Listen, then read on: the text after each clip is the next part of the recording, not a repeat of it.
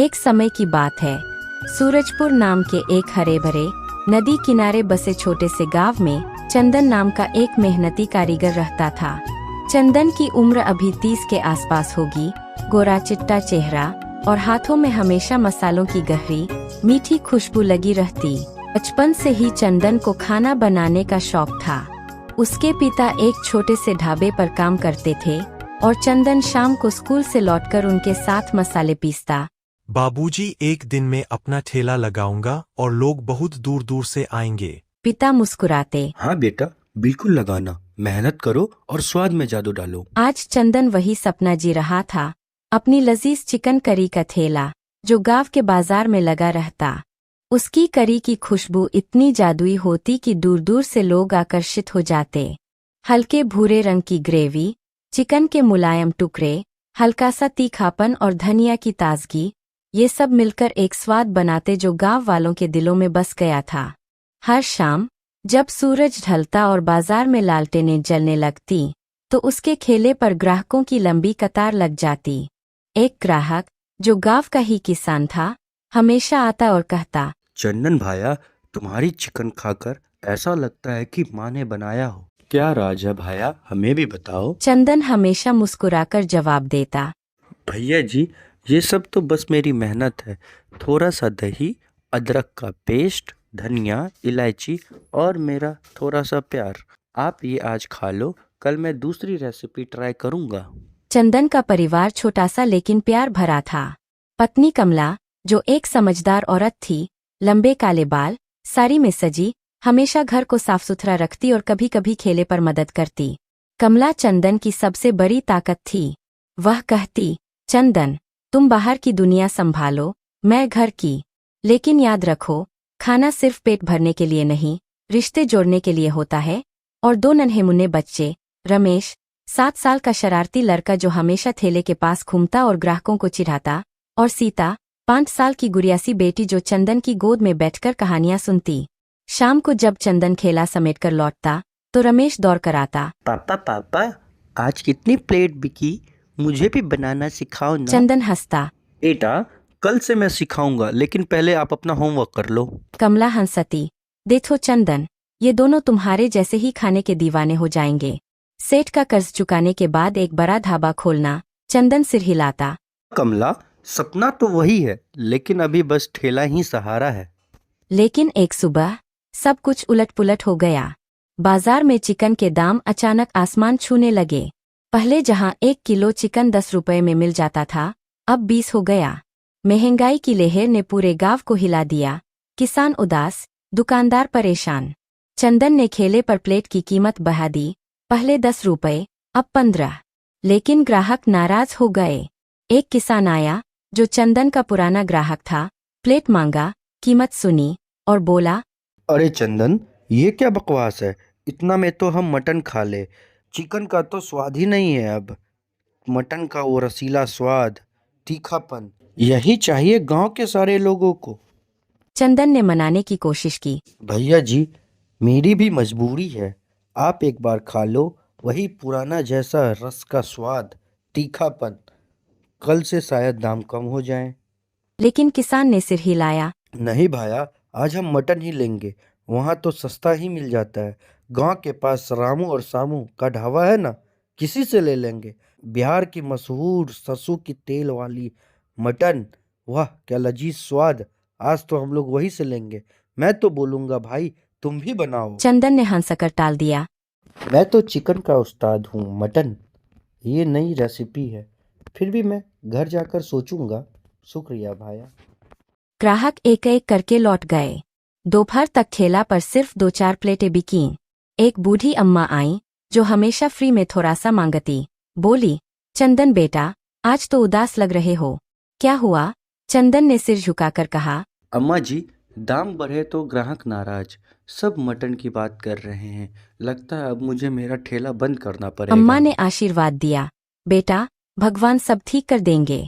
कुछ नया सोचो। शाम होते होते चंदन का ठेला पूरी तरह खाली रह गया। सिर्फ हवा में उसकी पुरानी करी की हल्की सी महक तैर रही थी, लेकिन ग्राहक न थे। चंदन ने ठेले को साफ करते हुए खुद से कहा, हे भगवान, ये क्या हो गया? सेठ आएगा तो उसकी 5,000 की रकम कैसे दूंगा? बच्चे क्या खाएंगे? अब क्या करूं मैं? परेशान हो गया हूं मैं तो इस चीज वह से। ठेला समेटकर घर लौटा जहां कमला बच्चों को खिला रही थी। रमेश ने देखा तो पूछा, पापा, आज कोई कहानी सुनाओ ना, चिकन वाली। चंदन ने आंखें नम की। बेटा, आज नहीं, कल सुनाऊंगा। कमला ने देखा तो पूछा, चंदन, आज क्या हुआ? चेहरा इतना काला क्यों? ठेले पर भीड़ क्यों न लगी? चंदन ने सिर झुकाकर सारी बात बताई। कमला, दाम बढ़ाने पड़े, ग्राहक सारे भाग गए, सब मटन की बातें कर रहे हैं। अब सेठ की कर्ज कैसे चुकाऊंगा? लगता है अब तो मुझे मेरा ठेला बंद ही करना पड़ेगा। चंदन, घबराओ मत। तुम मेहनती हो, गांव सब जानता है। कुछ नया सोचो।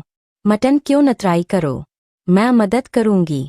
रात को सोच लो, सुबह नया प्लान बनाएंगे। हाँ कमला, अब तो कोई उपाय ही नहीं बचा है। सोचते हैं, लेकिन डर लगता है अगर फेल हो गया तो। भाई बहुत जोर से भूख लगी है, एक प्लेट जल्दी से लगा दे। अजनबी ने चखा, चबाया, मसाले चूए और बोला, वाह रे वाह, स्वाद तो कमाल का है। ग्रेवी का रंग, चिकन का रस, सब सही। लेकिन भाई, कमी है तो सिर्फ मटन की। चिकन हल्का होता है, जल्दी पच जाता। मटन में वो गहराई है, वो रस भरा स्वाद जो पेट भरता है, दिल को छू जाता है और शाम तक ताकत देता। चंदन उत्सुक हो गया, आंखें चमकाईं। क्या मतलब भाया?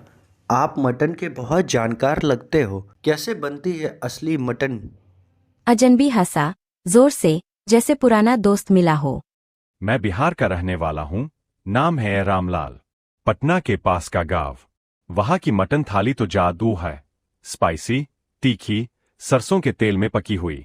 खड़े मसाले तड़काओ, प्याज ज्यादा भूनो सुनहरा, अदरक लहसुन का पेस्ट डालो, हल्दी मिर्च का रंग, दही का गाढ़ापन और धीमी आंच पर 2 घंटे पकाओ। ग्रेवी इतनी रसीली कि रोटी डूब जाए, चावल सोख ले। हरी मिर्च का तीखापन जो जीभ पर चढ़ जाए।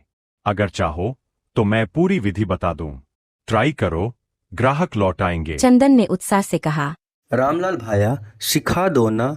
ये तो मेरी जान की बात हो गई। सारे लोग मटन मांग रहे हैं। प्लीज हमें सिखा दो विस्तार से, मैं नोट कर लूंगा। ठीक है भाई, सुनो ध्यान से।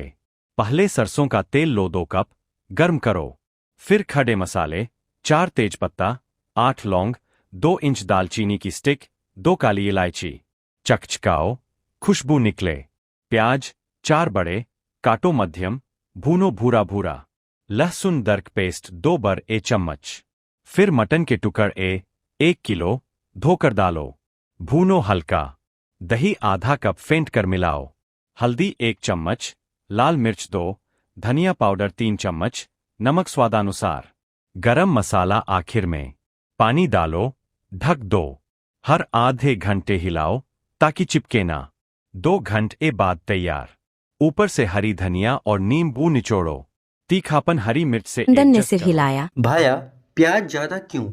और सरसों का तेल कहीं जल तो ना जाए? रामलाल बोला। प्याज मीठापन देता है, ग्रेवी को गाढ़ा बनाता, बिना उसके स्वाद अधूरा। तेल सरसों का ही, वो बिहार का राज है। खुशबू ऐसी कि दूर से खींच ले। सावधानी से गर्म करो। ट्राई करो भाई, शाम को बताना कैसी बनी। चंदन ने हाथ जोड़े। धन्यवाद भाया, आपका एहसान रहेगा।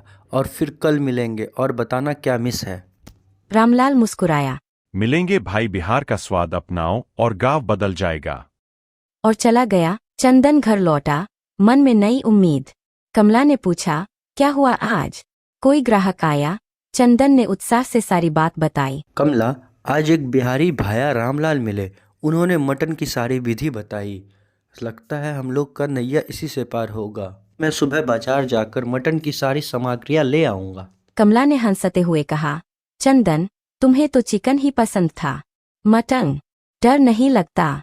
अगर स्वाद न आया तो? चंदन ने जोर देकर कहा। डर क्यों कमला? बदलाव ही संसार का नियम है।